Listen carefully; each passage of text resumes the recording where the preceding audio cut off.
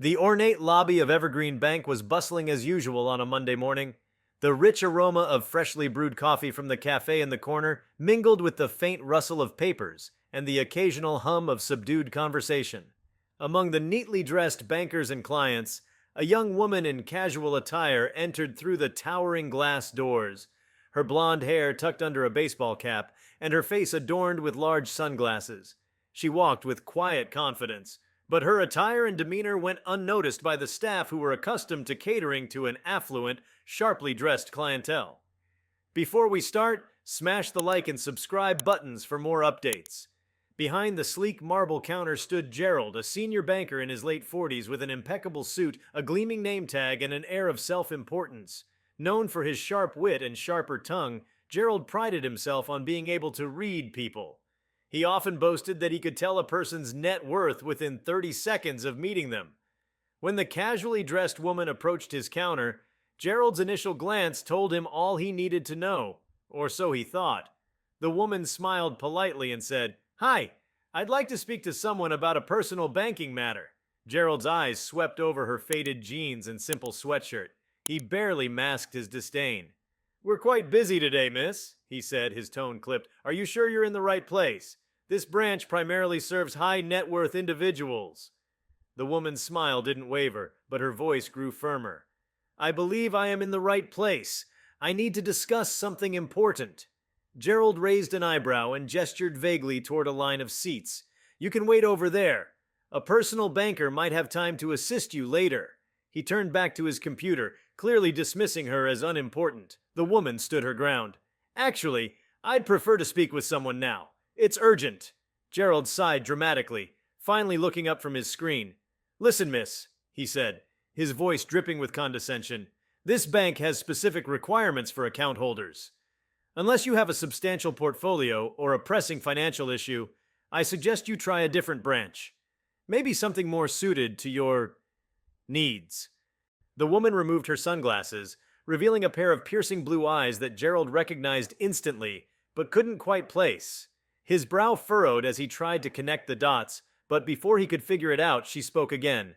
"Gerald, is it?" she asked, glancing at his name tag. "Do you always treat potential clients like this?"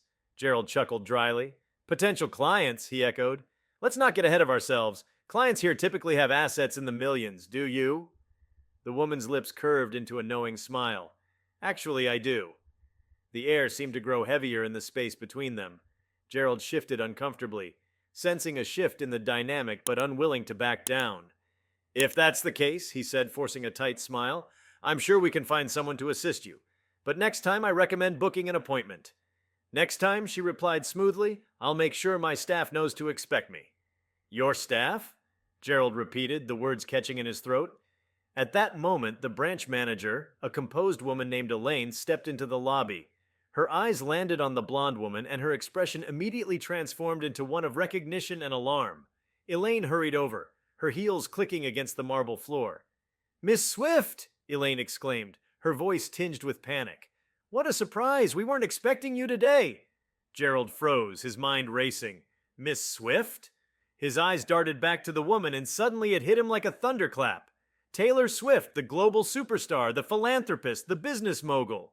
And as he was about to learn, the majority shareholder of Evergreen Bank. Taylor's smile widened as she addressed Elaine. "I decided to drop by unannounced," she said lightly. "Wanted to see how things are running on a regular day." Elaine nodded nervously, shooting Gerald a sharp glance. "Of course. We're honored to have you here. Is there anything we can assist you with?"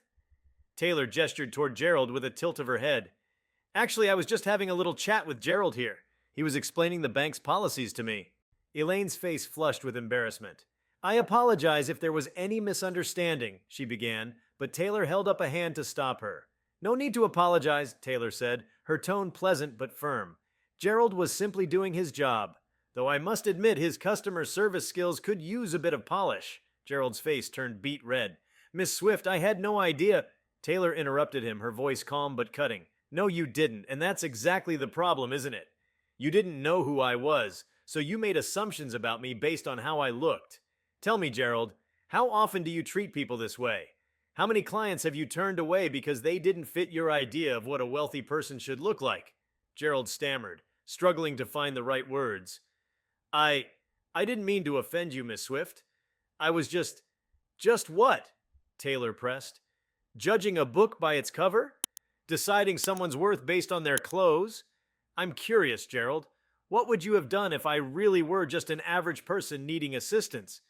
Would you have dismissed me then, too? Elaine stepped in, her voice trembling slightly.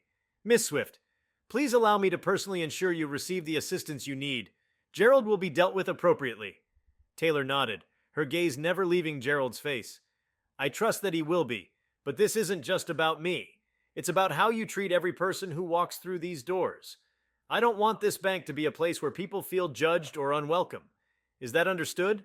Gerald nodded hastily, his earlier arrogance replaced by a palpable sense of dread. Yes, Miss Swift, I understand. Satisfied, Taylor turned her attention back to Elaine. Now about the matter I came to discuss. Let's head to your office. As Taylor and Elaine walked away, the entire lobby seemed to exhale a collective breath. Gerald stood rooted to the spot, his mind reeling from what had just happened. The irony was almost too much to bear. He had tried to dismiss Taylor Swift as unimportant, only to discover that she literally owned the bank. In Elaine's office, Taylor discussed her plans for the bank. She spoke passionately about creating an environment where every client, regardless of their background, felt valued and respected. She emphasized the importance of training staff to approach each interaction with empathy and professionalism. By the time Taylor left the branch, word of the incident had spread among the staff. Gerald's humiliation became the talk of the day, serving as a stark reminder of the dangers of arrogance and the importance of treating everyone with respect. The following week, Gerald was no longer at his post. In his place stood a young banker named Claire, who greeted every client with a warm smile, regardless of their appearance. The branch underwent a series of changes, including mandatory training sessions on customer service and inclusivity. Taylor's unannounced visit became something of a legend within the bank, a story told and retold as a cautionary tale. But for Taylor, it wasn't about making a point or humiliating Gerald. It was about setting a standard, one where everyone, no matter who they were or how they looked, was treated with dignity. As she walked out of the bank that day, the sun shining brightly overhead, Taylor smiled to herself. She hadn't just made a statement, she had made a difference. And that, she thought, was worth far more than any amount of money in the world. The story of Taylor Swift's unexpected visit to Evergreen Bank spread far beyond the branch where it had taken place. News of the incident became a viral sensation, with media outlets eagerly covering the story. Headlines ranged from Taylor Swift calls out banker for judging customers by appearance to banker learns the hard way, don't mess with the owner. Social media buzzed with posts praising Taylor's humility and her commitment to fairness. The broader impact of the incident went beyond a single branch or one staff member's behavior. Evergreen Bank's board of directors, alerted to the viral story, quickly realized the need to address systemic issues within their operations. They held an emergency meeting to review policies, training programs, and overall company culture. Taylor attended the meeting herself, bringing a clear message. This was not just a public relations issue. It was a moral imperative. I'm not interested in damage control, Taylor said firmly, addressing the room of executives. I want real change. This bank is a reflection of my values, and I won't tolerate an environment where anyone feels excluded or judged. Her words carried weight not just because of her celebrity status, but because of her deep understanding of business. Over the years, Taylor had earned a reputation as a savvy entrepreneur who was unafraid to fight for fairness, whether renegotiating record deals or advocating for artists' rights. Now she was applying that same tenacity to her role as the bank's majority shareholder. The board agreed to implement a comprehensive overhaul. Taylor personally commissioned an independent consultancy to evaluate every aspect of the bank's customer service practices, from employee training to client relations. The goal was to create a culture of inclusivity, empathy, and excellence. At the same time, the bank launched a public campaign to rebuild trust. In a series of ads, Evergreen Bank showcased its commitment to equality, featuring real clients from diverse backgrounds sharing their experiences. The tagline, "Every person matters," became the cornerstone of the campaign.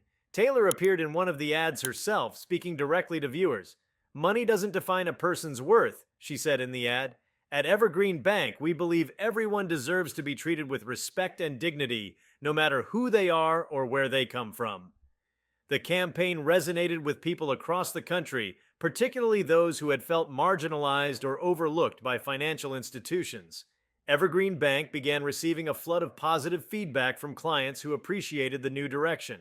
Many shared their own stories of being judged unfairly in similar situations, and Taylor's message struck a chord. Meanwhile, back at the branch where it all began, the atmosphere underwent a noticeable shift.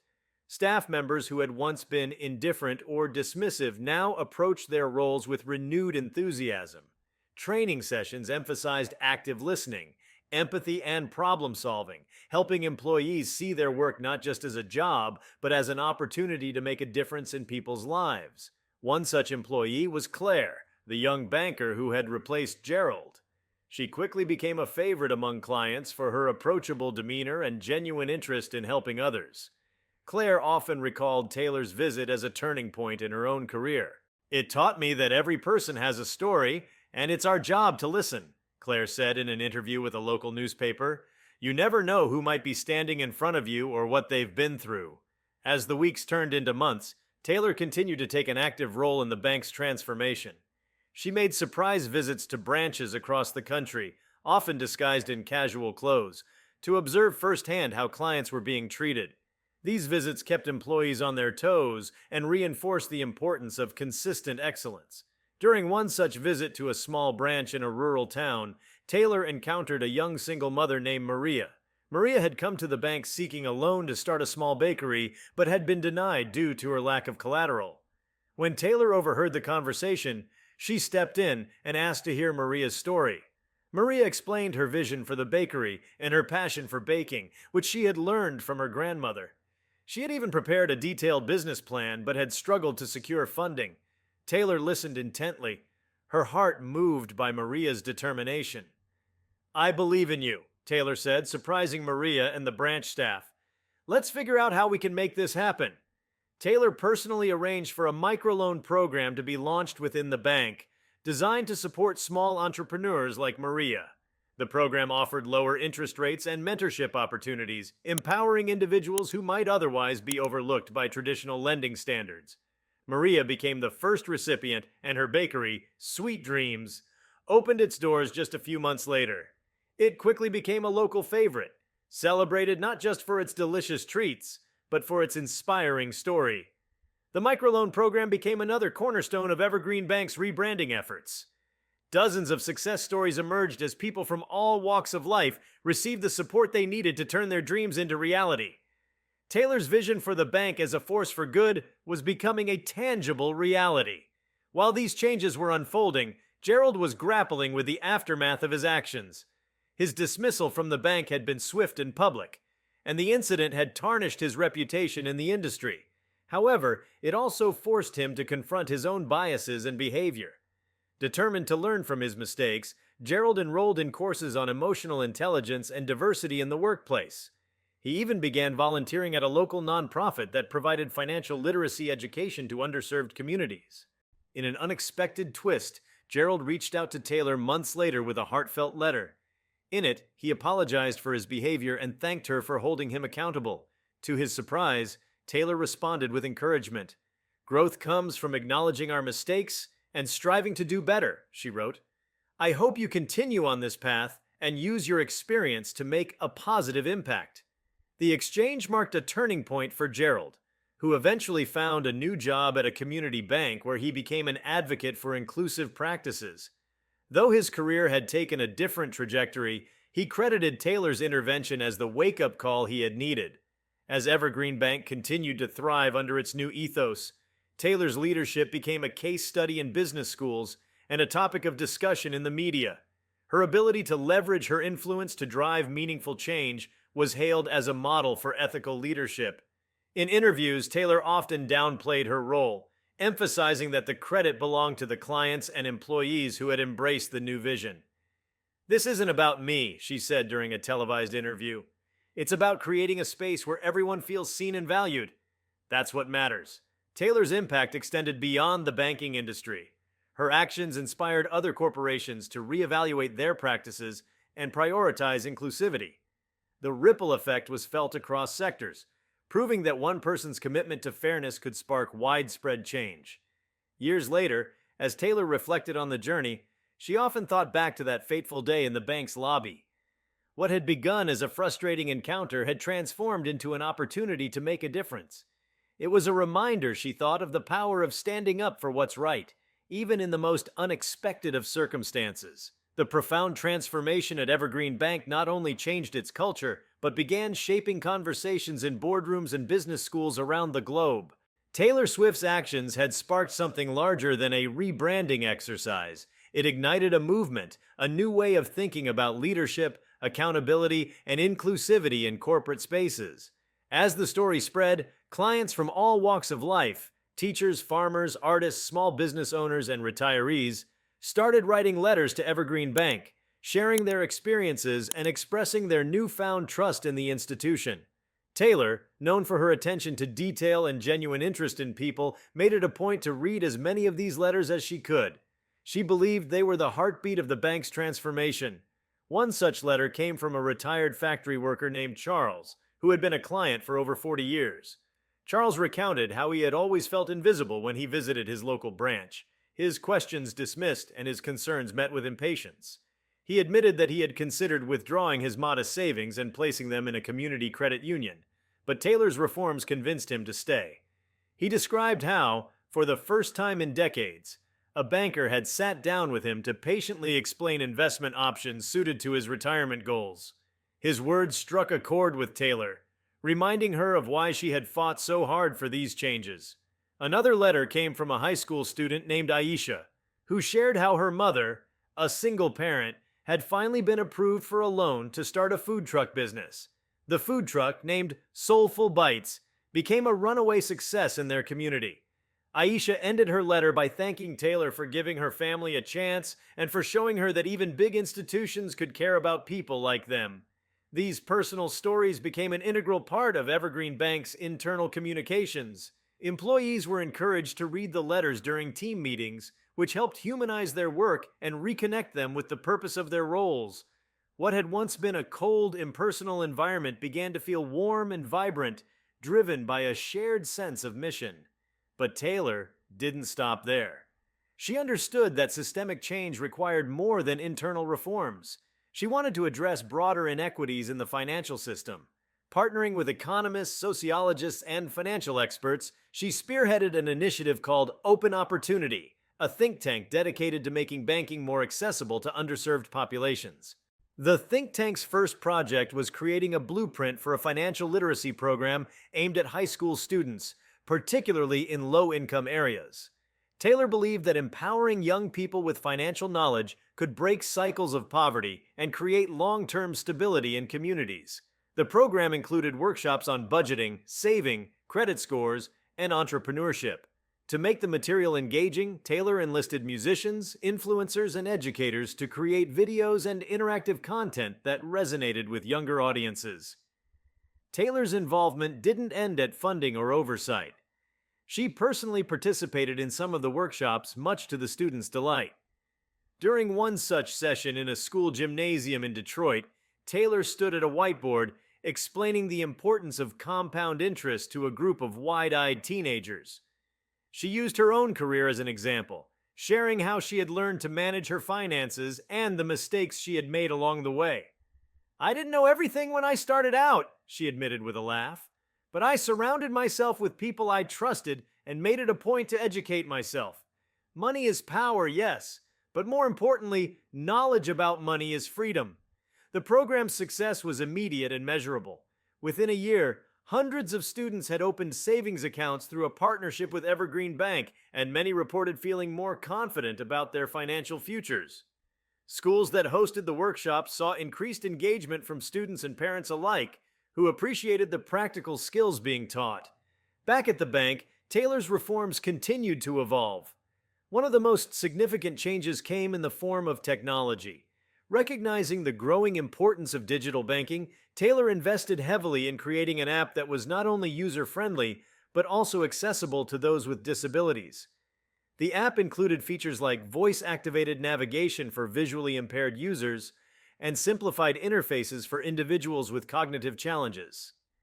Taylor also ensured that the app offered financial planning tools tailored to different income levels, helping clients of all backgrounds make informed decisions. The app's launch was accompanied by a promotional campaign that emphasized inclusivity and innovation. Taylor herself appeared in a commercial for the app, playfully navigating its features and highlighting its ability to cater to diverse needs. The ad resonated deeply with viewers, cementing Evergreen Bank's reputation as a forward-thinking institution. Meanwhile, the bank's microloan program, inspired by Maria's Bakery, expanded exponentially. By partnering with community organizations and local governments, Evergreen Bank created a streamlined application process that removed many of the traditional barriers to small business funding. The program also offered free mentorship to recipients, pairing them with experienced entrepreneurs who could guide them through the challenges of starting a business. One particularly inspiring story was that of Ahmed, a refugee from Syria who had settled in the United States with his family. Ahmed had been a skilled carpenter in his homeland, but struggled to find stable work after immigrating. Through the microloan program, he was able to start a custom furniture business, which quickly gained a loyal following for its quality craftsmanship and unique designs. Ahmed's story was featured in a national magazine, and he credited Evergreen Bank for giving him a second chance. "People like me often fall through the cracks," Ahmed said in the article, "but this bank believed in me when no one else did. They saw my potential, not my circumstances." Taylor was deeply moved by Ahmed's story, and it reinforced her commitment to ensuring the program's longevity. She often reflected on how these individual successes were a testament to the power of opportunity. "Sometimes, all people need is for someone to believe in them," she told her team during a strategy meeting.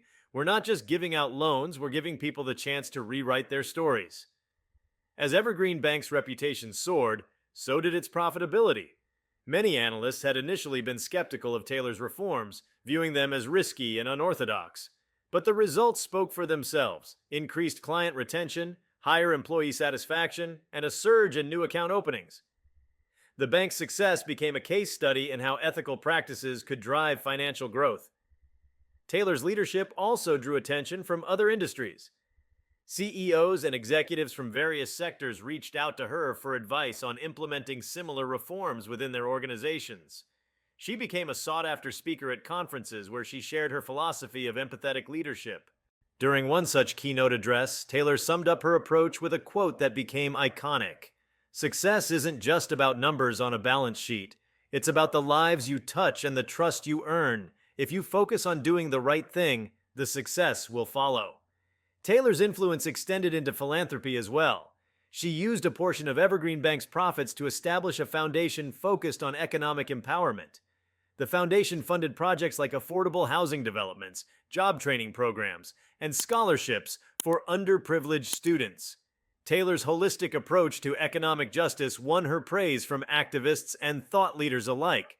Despite her busy schedule, Taylor remained deeply connected to the day-to-day operations of the bank. She frequently visited branches, attended staff meetings, and even answered customer service calls on occasion. These hands-on experiences kept her grounded and informed, ensuring that her decisions were rooted in real-world insights rather than abstract theories. One memorable moment came during a visit to a branch in a small coastal town. An elderly woman named Margaret approached Taylor, unaware of who she was, and asked for help setting up an online account. Taylor happily guided her through the process, taking the time to explain each step. "You're very patient," Margaret said, smiling. "You must be new here." Taylor laughed, choosing not to reveal her identity. "I guess you could say that," she replied. These interactions reminded Taylor of the importance of staying humble and connected to the people she served. No matter how successful the bank became, she never wanted to lose sight of its mission: to make financial services accessible, equitable, and human. As the years went on, Evergreen Bank became a symbol of what was possible when compassion met innovation. It was no longer just a financial institution, it was a movement, a beacon of hope for those who had been left behind by traditional systems. And at the center of it all was Taylor Swift, a woman who had turned a moment of humiliation into a legacy of empowerment. In interviews, Taylor often reflected on the journey with a sense of gratitude. "I didn't set out to change the banking industry," she would say. I just wanted to make things a little better for the people who needed it most. But if this journey has taught me anything, it's that small actions can lead to big changes. And as Evergreen Bank continued to grow, touching lives and breaking barriers, it was clear that Taylor's belief in the power of small actions had been more than vindicated. It had changed the world. The legacy of Evergreen Bank under Taylor Swift's leadership grew into a phenomenon that went beyond the financial sector. It became an emblem of how corporations could balance profitability with purpose, and its influence started to shape public policy and community activism. Taylor's personal commitment to ethical banking attracted attention not only from media outlets and industry professionals, but also from policymakers who saw her approach as a model for broader economic reform. One of the most notable ripple effects of Taylor's work at Evergreen Bank was its influence on national legislation. Members of Congress, inspired by the success of Evergreen's microloan program and financial literacy initiatives, proposed a bipartisan bill to incentivize other banks to adopt similar practices. Named the Open Opportunity Act, the bill offered tax credits to institutions that invested in underserved communities, provided accessible financial education, and made microloans available to small businesses. Taylor was invited to testify before Congress in support of the bill. Dressed simply in a professional suit, she delivered a passionate speech that outlined the moral and economic imperatives of empowering communities through equitable banking. Her words carried weight, not just because of her fame, but because of the tangible results she had achieved. Lawmakers listened intently as Taylor shared stories of individuals like Maria and Ahmed, whose lives had been transformed by Evergreen's programs. Economic opportunity isn't just about numbers, Taylor said, her voice steady and compelling. It's about people. It's about giving someone the tools to chase their dreams and the dignity of being seen and supported. That's what we need more of, not just in banking, but in every system that touches our lives. The speech resonated deeply, sparking bipartisan cooperation on the bill. When the Open Opportunity Act passed, it marked a significant victory not only for Taylor and Evergreen Bank, but for countless communities across the country. Banks began to emulate Evergreen's model, setting off a wave of reforms in the financial industry. Taylor's influence also began to shape education and cultural discourse. Universities invited her to speak on leadership and ethical business practices, while think tanks cited her work as a benchmark for corporate responsibility. Evergreen Bank became the subject of documentaries and case studies, exploring how one moment of accountability had snowballed into a movement that redefined banking. In one particularly poignant moment, Taylor received a handwritten letter from an elderly farmer named Henry in rural Iowa. Henry thanked her for making banking accessible to people like him, and shared how Evergreen's support had allowed him to modernize his equipment and keep his family farm afloat. He ended the letter with a simple but powerful statement: "You've given me hope, and that's more valuable than anything." Taylor framed the letter and kept it in her office as a reminder of why she had taken on this challenge in the first place. It wasn't about accolades or public recognition, it was about the lives she could impact by insisting on fairness, empathy, and opportunity. As Taylor continued her work, she often reflected on the unexpected journey that had started with one seemingly insignificant interaction in a bank lobby. What could have been a fleeting moment of humiliation had become a lifelong mission to create a more just and compassionate world. And for Taylor, that mission was far from over. It was just the beginning. If you like this video, please give it a like and subscribe to our channel. Also, leave your comments below and tell us, what are your thoughts on a banker humiliating Taylor Swift, unaware she owns the bank? We want to hear from you. Thank you for watching, and see you next time.